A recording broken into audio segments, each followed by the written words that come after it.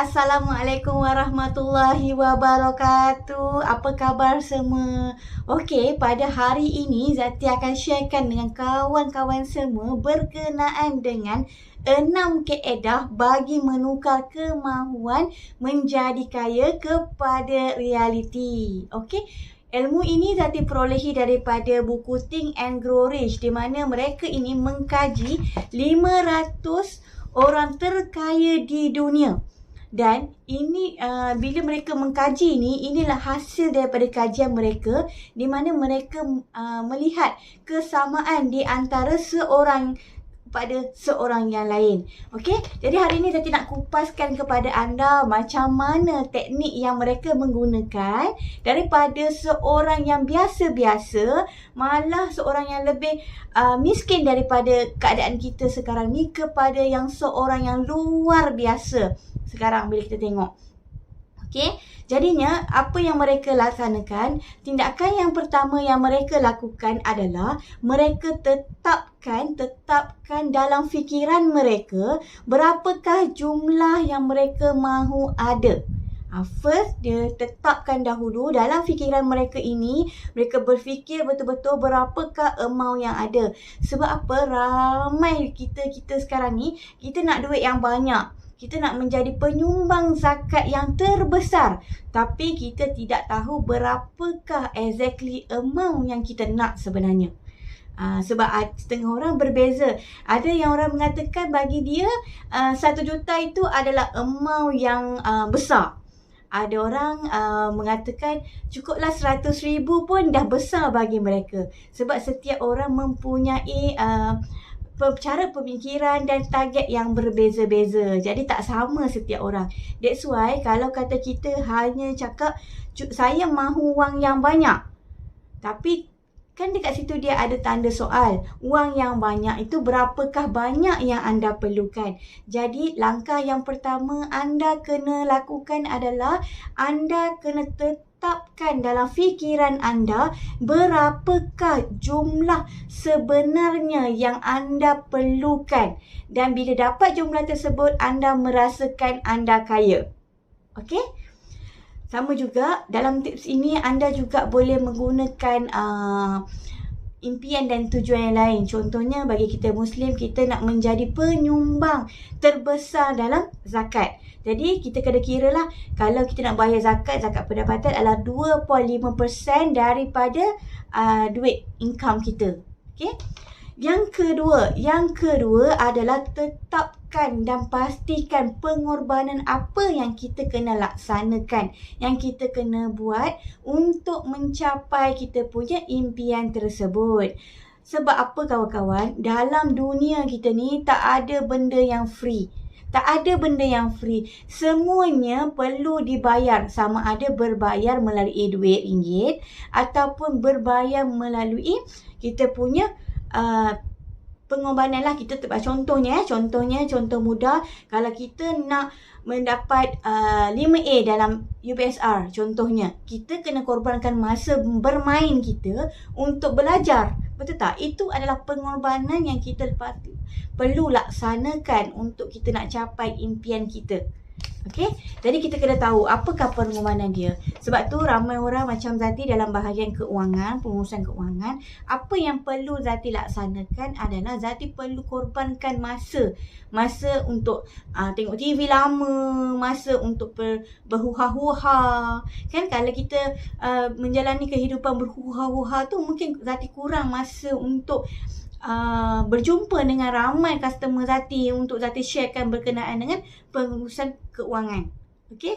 Dan ketiga adalah tetapkan tarikh yang pasti, iaitu bila kita nak capai jumlah wang yang kita mahu tu.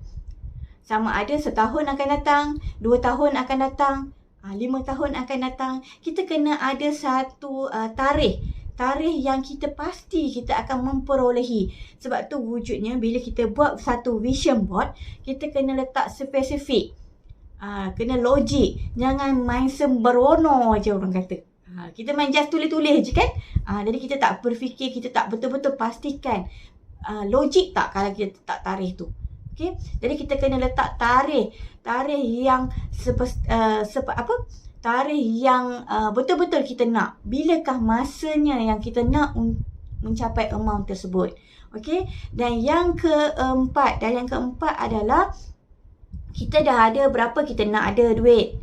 Kita dah tulis apakah pengorbanan yang kita kena lakukan untuk kita capai matlamat tersebut.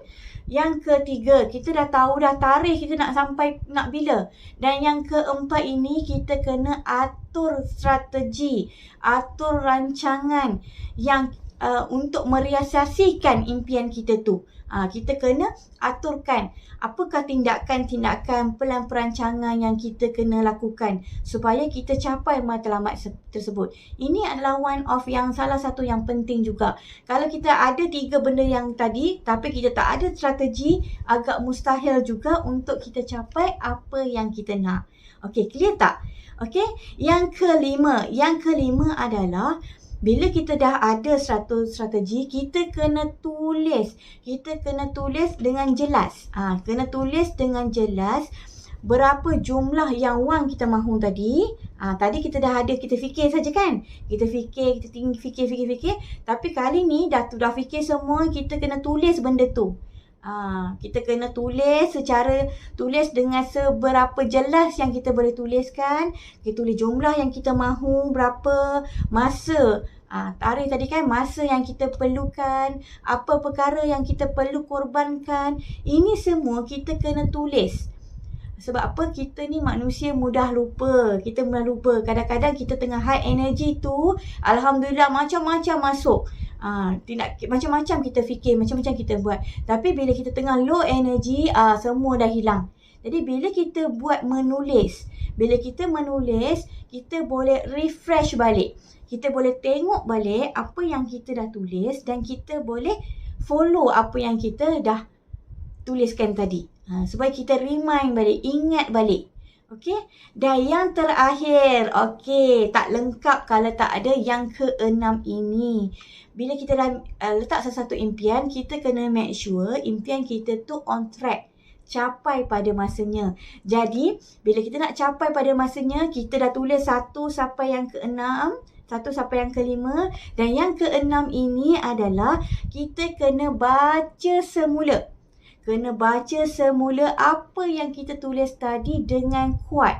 Bila kita baca kuat, kita dapat rasakan apa yang kita tulis tadi. Kita baca dengan kuat sebanyak 2 kali sehari. Iaitu pada sebelum kita nak tidur dan masa kita bangun tidur. 2 kali sehari sebelum kita nak tidur dan masa kita nak bangun tidur balik. Kita kena baca balik apa yang kita dah tulis dalam buku tadi. Supaya kita akan remind diri kita, ini yang aku nak. Dan ini yang aku nak capai. Jadi bila kita selalu ingatkan diri kita, barulah kita melalui satu garisan yang luruslah. Walaupun dia, bila kita nak naik bukit, nak naik satu gunung kan tinggi kan? Nak naik gunung tu dia ada jalan. Naik satu gunung tu ada a few jalan. Jalan dia macam mana? Ada orang ikut jalan sini, ada orang ikut jalan sini. Jadi kita kena ada track. Kita kena follow track macam mana orang yang berjaya capai sampai di puncak bukit tersebut. Yang sampai di puncak bukit tu, apakah track yang dia follow.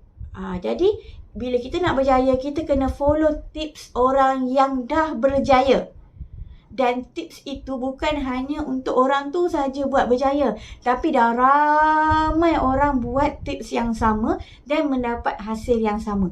Jadi that is tip yang sangat-sangat bagus untuk kita follow. Betul tak kawan-kawan semua? Okey, itu sahaja sharing daripada Zati. Ini adalah buku yang Zati baca. Zati gunakan untuk diri Zati sendiri, Zati aplikasikan untuk Zati sendiri, dan Zati nak sharekan dengan kawan-kawan semua. Semoga kita dapat ilmu yang bermanfaat dan ilmu itu mendapat saham di akhirat nanti. Okey, sebab kita bukan hanya nak hidup di dunia, tapi kita jauh lagi lama hidup di akhirat nanti.